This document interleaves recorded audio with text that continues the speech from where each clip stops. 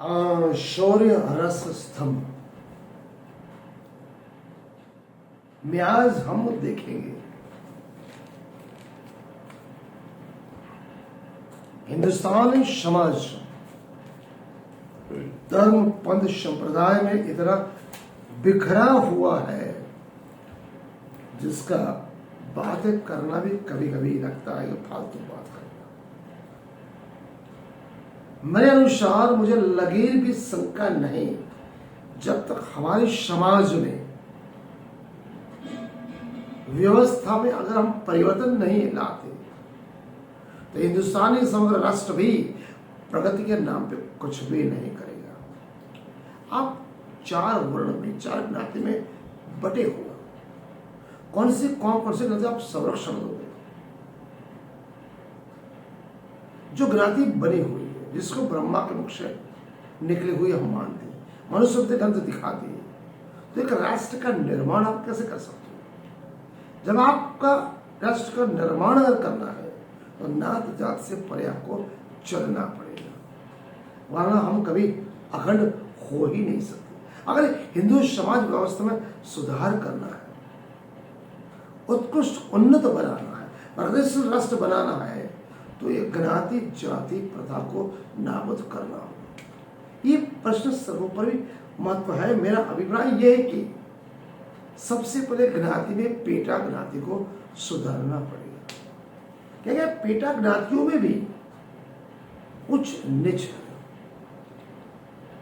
अगर हम हिंदुस्तान के ब्राह्मणों की बात करें सामाजिक तुलना में, तो मध्य हिंद के एवं उत्तर भारत के जो ब्राह्मण हैं, उनकी तुलना में दक्षिण भारत के ब्राह्मण सामाजिक तौर पर कुछ निम्न कक्षा के दिखते हैं। प्रथम वर्ग में रसोई पे करते काम और पानी, जब दूसरे वर्ग सामाजिक आत्मसम्मान पाते।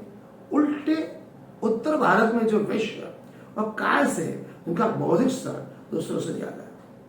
काश्मीर और पश्चिम बंगाल के जो ब्राह्मण है वो मांसाहारी, वो शाकाहारी नहीं।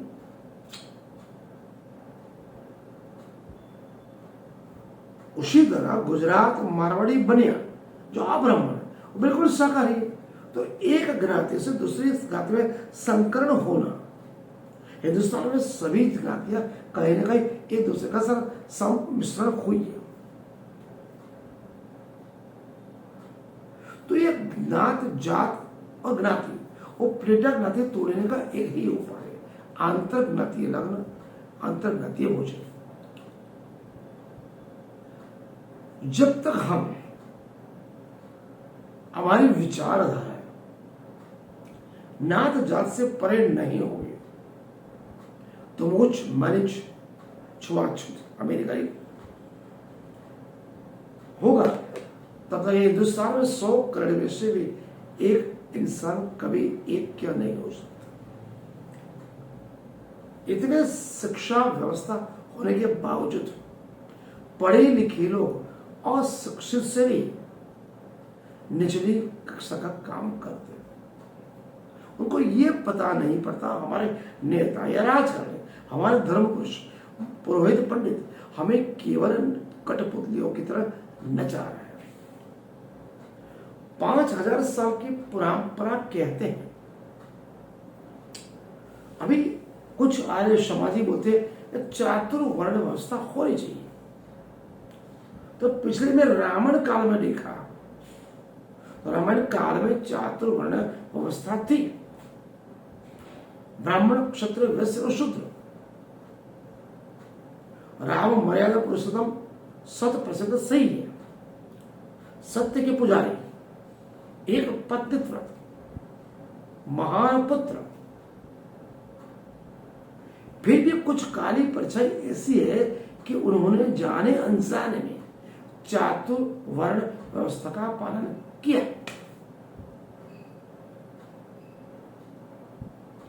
कैसे, आगे हम समझेंगे।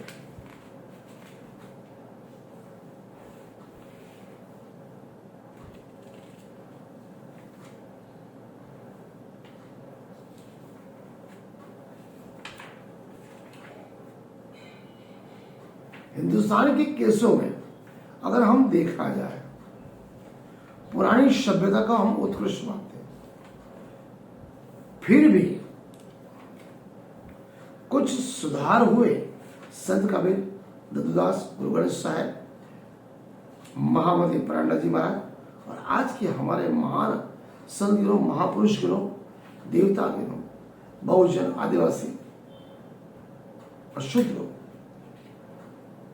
नगवे इनके समग्र भारत के महापुरुष में अगर सबसे बड़े देव पुरुष अगर गिनो तो मैं डॉक्टर बाबा साहेब आम्बेडकर को गिनता हूं, जिनकी बदौलत हिंदुस्तान की जो औरत हो, चाहे वो ब्राह्मण हो, क्षत्रिय हो या वैश्य शूद्र हो, उनको आज तक कभी पढ़ने लिखने का अधिकार नहीं था, न शिक्षा का, न बुनियादी सुविधा, केवल घूंघट में घर में रहना पड़ता था। पुरुष प्रधान समाज था।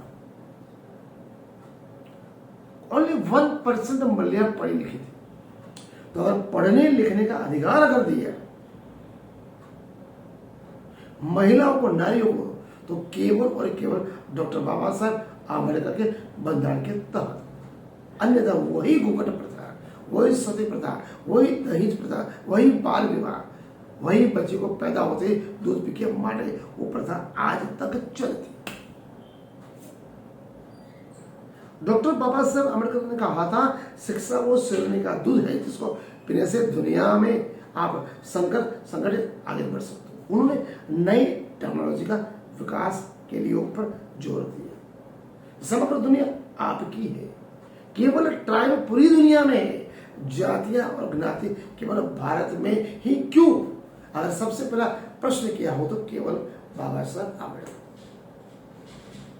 हमारे देव पुरुष को, महान पुरुष, मैं एक ज्ञाति की नहीं बात कर रहा हूं, ब्राह्मण, क्षत्रिय, वैश्य और शूद्र सभी की नारी को अगर पढ़ने लिखने का, स्वतंत्र होने का और दुनिया में घूमने का, आज डॉक्टर है, इंजीनियर है, प्रेसिडेंट ऑफ इंडिया है, प्राइम मिनिस्टर है, पायलट भी है, अवकाश में भी जाती है, तो केवल और केवल डॉक्टर बाबा साहब आम्बेडकर का हमें आभार माने। डॉक्टर बाबा साहब आम्बेडकर केवल एक जाति के नहीं, समग्र भारत के थे। वो राष्ट्र निर्माण में उनके जैसा योगदान आज तक किसी ने नहीं किया, जो शिक्षा में, आरोग्य में और मानवीय स्वतंत्रता के लिए। उनको पढ़े, मन करे और चिंतन करे। मैं अपने बहुजन, मुनिवासी, शूद्र सभी को बोलता हूं, बंधारण पढ़ो। डॉक्टर बाबा साहब आम्बेडकर की बायोग्राफी जीवनी पढ़ो, कबीर को पढ़ो, संत तुलसीदास, गुरु ग्रंथ साहिब को, गुरु नानक देव जी को पढ़ो, महामती प्राणनाथ जी महाराज को भी पढ़ो, छत्रसाल को पढ़ो, तभी आपको पता पड़ेगी कि आपकी धरोहर कितनी उत्कृष्ट और उन्नत है। आज हम केवल एलन मस्क की और मार्क जुबेकर की बात करते हैं। ये आज के क्या किया हो, हमारी उत्कृष्ट परंपरा जिसे हम सनातन परंपरा कहते हैं, रामायण, महाभारत, गीता काल्पनिक गिरो, कपोल में केवल घटना हो, लेकिन फिर भी पढ़ो तो सही।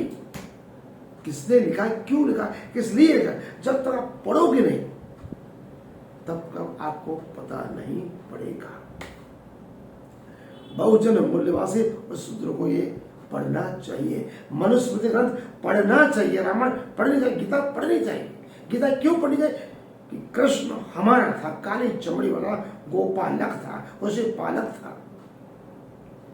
गाय, गोपाल, दूध बेचना और खाने की परंपरा उन्होंने चल, बलभद्र ने हल बनाया, यज्ञ का विरोध उन्होंने किया, देवी देवता का विरोध करने वाले केवल कृष्ण और कृष्ण के थे। तो कृष्ण बहुजन, मूल्यवासी और शूद्रों के, यहाँ के लोगों के थे, आदिवासी के थे, हमारे आइडियल थे। इसलिए तो उन्होंने गीता में कहा, मेरी पूजा अर्चना करो, आराधना करने से किसी और देवी देवता की पूजा करने की जरूरत नहीं। कृष्ण ने क्यों बोला? कृष्ण के ऊपर संशोधन करना, अगर सच में समझ लिया कृष्ण को, यहाँ के बहुजन, मूल्यवासी, आदिवासी ने, वो समझ लेंगे हमारा महापुरुष योगेश्वर पूर्ण कृष्ण है, जो पूर्ण पुरुषोत्तम है, जिसको हायर किया ब्राह्मण, पुरोहित, पंडितों। आज कोई भी देवी देवता समग्र ब्रह्मांड में कृष्ण के आसपास भटक नहीं सकता, यह मैं कहता हूं। आज का अध्याय मैं यहाँ पूर्ण करता हूँ।